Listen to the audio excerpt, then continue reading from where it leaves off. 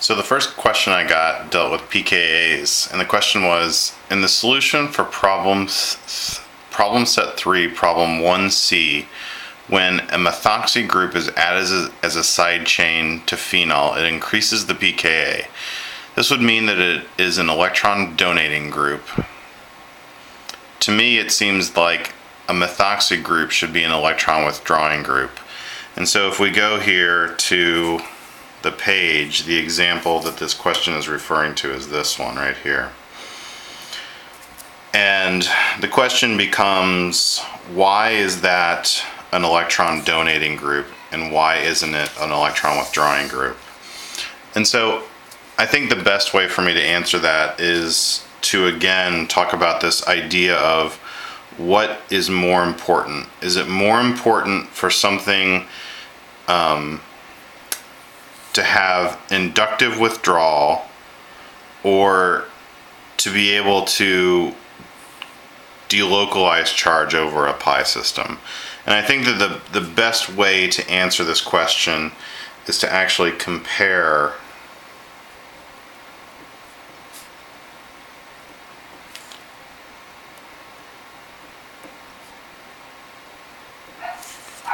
the methoxyphenol to this compound right here. So the 4-methoxyphenol, it's going to be like this.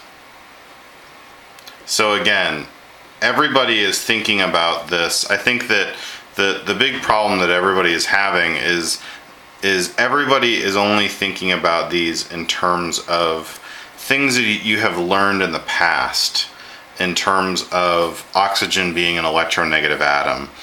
But again, what we really have to think about here is how can these electrons contribute to the pi system? All right, and so what I'm going to do is draw the conjugate bases of these.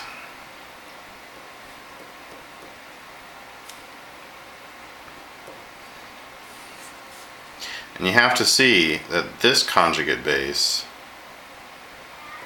can delocalize its charge to that oxygen and actually put a formal charge on its oxygen.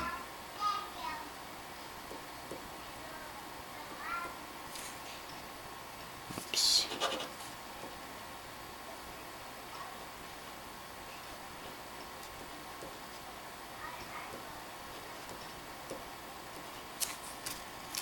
Whereas in this case, the formal negative charge cannot really be delocalized on that oxygen. There's no way that you can draw a resonance structure to get this formal negative charge onto this oxygen.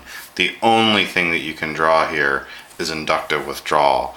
But in actuality, what's happening is that because of the way that these electrons are positioned, they can actually donate electron density into this pi system. Right, so again, it's the exact same thing that we've seen over and over dealing with pi delocalization, that if you can delocalize electrons through a pi system, it's going to be much more powerful than this whole inductive withdrawal or inductive donation phenomenon. Right, so absolutely the question is correct that there is inductive withdrawal here, but the only way, based on where the electrons of this oxygen are, the only way this can contribute into the pi system is actually to donate electrons into the pi system. The second question that dealt with pKa's was, in the example that you went over in class, there was a phenol group with a ketone attached to the top carbon. I think that this is the example that I talked about in class. What I originally drew was this, and we were asking which of these is the most acidic hydrogens. There's also an example that I talked about in class dealing with this versus this and understanding which of these hydrogens was more acidic. Okay.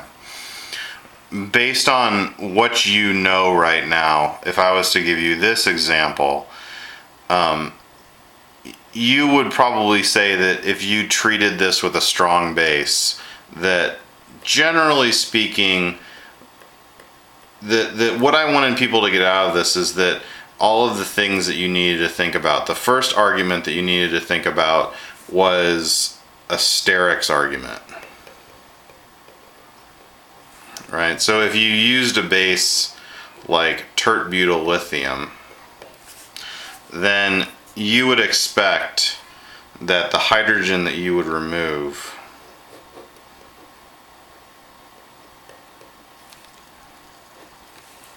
would be this one. Okay. The other was something called an inductive effect.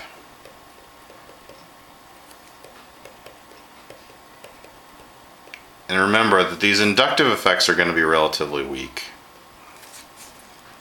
Right, so you do have a little bit of inductive donation from methyl group into that position. So because you're donating electron density in that position, based on inductive arguments, you would say that because you're already donating electron density to the center, that these would probably be the most acidic hydrogens. Right. And it turns out that the final effect, which I told everybody at the time that would probably confuse them, and clearly that was correct, was that it had to do with pi stability. And it turns out that when you make this compound, and this general structure, this double bond with a negatively charged oxygen, is called an enolate. So this enolate, it turns out that this particular enolate is more stable than this particular enolate, and it has to do with the substitution pattern on this double bond.